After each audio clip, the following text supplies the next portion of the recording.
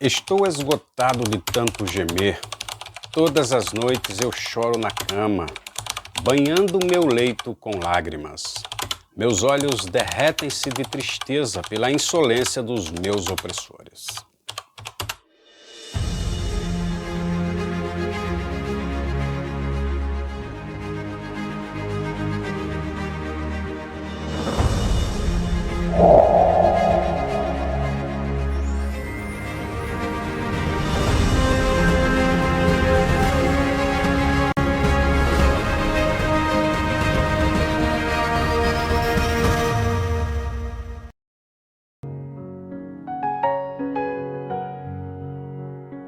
Seja mais uma vez bem-vindo ao seu canal, ao meu canal, ao nosso canal Pensar para Existir.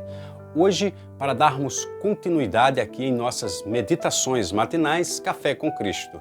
Em nossa última meditação, Davi nos ensinou que os mortos não louvam a Deus, não oram, não rezam, ou seja, os mortos não têm participação no mundo dos vivos. Os vivos aqui é quem tem que dar conta deles mesmos. E Davi também nos ensina o senso de urgência, porque se eu morrer afastado de Deus, como ficarei no pós-morte? Ou para onde irei no pós-morte?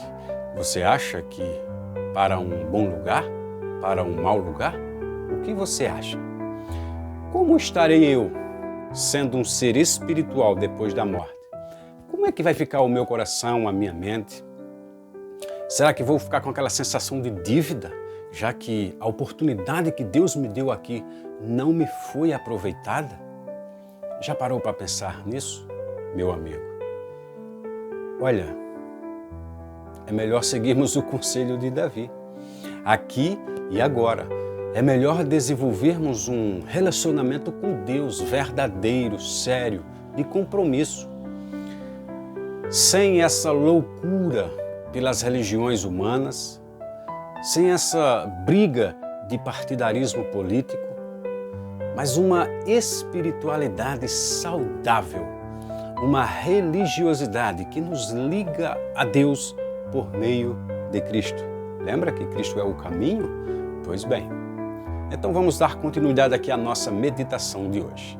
Ainda no capítulo 6, só que no verso 6, Davi diz que está esgotado, está cansado, né, de tanto gemer, de tanto sentir dor, de tanto clamar. Ele disse que quando entra no seu quarto, vai para a sua cama, ele chora. A cama está molhada de tantas lágrimas. Olha só, meu amigo. Alguma vez você já se viu nessa situação? Seja por quais forem os motivos. Aqui Davi estava sendo perseguido pelos seus inimigos. Aliás, o livro de Salmo quase todo é isso. São os inimigos perseguindo a Davi.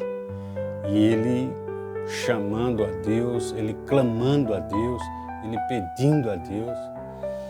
É interessante, porque esses inimigos de Davi, conquanto não sejam os mesmos que os nossos, nós também temos inimigos. Aqui eram pessoas querendo matar Davi. Às vezes os nossos inimigos não são outras pessoas que querem nos matar, mas nós temos outros inimigos também. Desde o famoso diabo, o acusador, que nos acusa e nos tenta de dia e de noite, há pessoas que são usadas por ele, há situações de vida que vêm para nos provar. Temos muitos inimigos e temos um que talvez seja o mais terrível, mais do que o próprio diabo. O meu eu interno, o meu eu baixo, o meu eu maléfico. Você sabia que você tem um eu aí, um outro eu? Nós temos, vamos dizer assim, dois eus, um eu bom e um eu ruim. Nós temos duas pessoas dentro de nós mesmos. Uma pessoa boa, uma pessoa má. Ou poderíamos dizer, como diz na teologia, chamada de hipostática, que nós temos então duas naturezas, uma espiritual, a divina, e uma carnal, a humana, que seria por ela que nós somos tentados. O diabo nos tenta através da carne, né? Muito bem. Fato é, você já chorou, já clamou a Deus para que os seus inimigos, os seus problemas, as suas dificuldades deixassem de te perturbar? Isso é normal, não é, meu amigo? Todos nós já fizemos, ou estamos fazendo, ou vamos fazer isso. Mas o pior problema não vem de fora, é aqui dentro. Não são os outros, mas você mesmo. A forma de você encarar os problemas é que vai dizer se você vai vencê-los ou por eles ser derrotado. Às vezes você reclama: ah, mas fulano não gosta de mim, me persegue e ela me faz mal. Eu me sinto mal, ela me acusa, ela mente acerca de mim, ela me deseja o mal. Se você estiver fundamentado na rocha que é Cristo, essas coisas não te atingirão. Pelo contrário, você passará por uma fileira de inimigos de cabeça erguida. As flechas que eles vão jogar contra você não te atingirão. Lembra dos programas passados que nós falamos aqui que Deus é o nosso escudo, a nossa barreira de proteção? Uma pessoa que está com a fé lá em cima, as coisas dos outros, nem as coisas do próprio diabo, vai atingir essa pessoa. Não.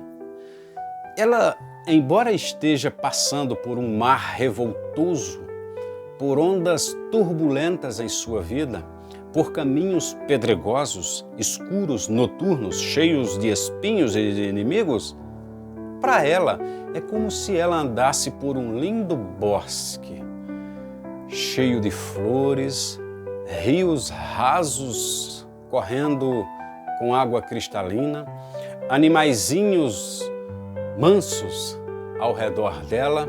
Ela não verá a paisagem feia. Ela está tão cheia de Deus que em meio aos espinhos ela enxerga flores. Parece uma coisa é difícil de imaginar, né? Mas como eu digo aqui, só sabe quem vive isso. Só sabe quem já provou Deus.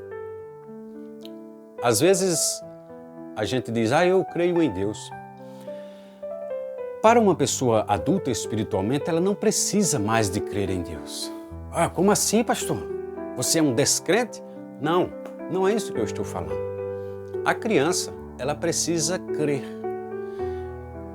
O adulto espiritual, ele não precisa crer, porque ele já sabe que Deus não só existe, como Deus é presente em sua vida. Então ele não precisa crer. Eu só preciso crer sobre aquilo que eu nunca senti, aquilo que não anda comigo, que não está comigo. Então, pela fé eu creio. É uma crença. Aquela pessoa que já andou com Deus ou já andou tanto com Deus, desenvolveu um relacionamento de amizade, de amor, de pai para filho com Deus, ele não precisa crer em Deus. Ele já sabe que Deus é. Então a crença, nesse sentido, ela é dispensável. Entendeu? De maneira que a crença é para a criança. A criança precisa crer em Papai Noel. A criança precisa crer na mula sem cabeça para que tenha medo e não desobedeça a seus pais. Mas em matéria de espiritualidade, você não tem que crer, você tem que saber. Saber é experienciar, é ter uma experiência com Deus. Depois que você tiver a sua experiência com Deus, não precisa crer. E também você não mais vai descrer. Ou seja, você jamais perde a fé.